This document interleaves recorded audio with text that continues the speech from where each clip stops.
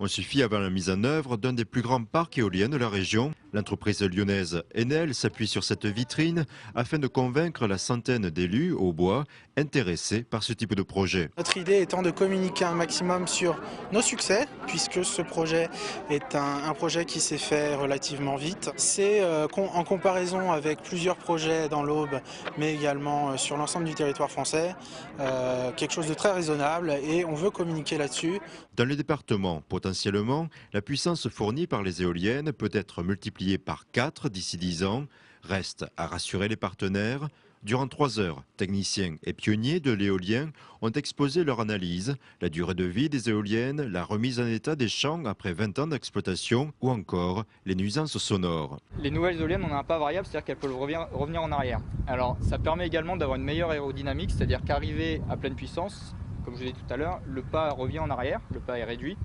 Et ce qui évite également les turbulences. Donc ça permet, quand on a un vent fort, de limiter le bruit. Il y a toutes les études paysagères à mener en concertation avec les administrations, d'IREN, direction de l'équipement, etc.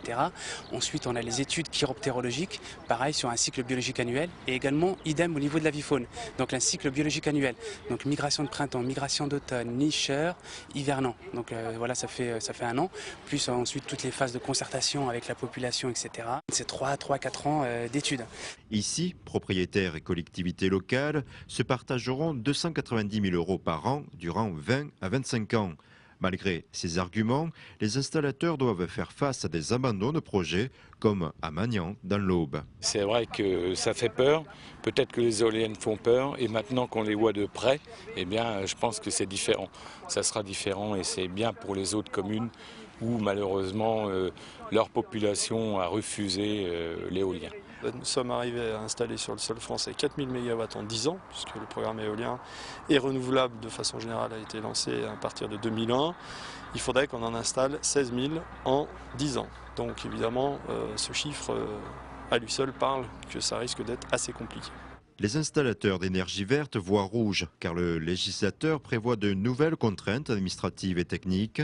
D'après Enel, l'objectif européen de 22% d'énergie électrique renouvelable d'ici 2020 devient alors illusoire.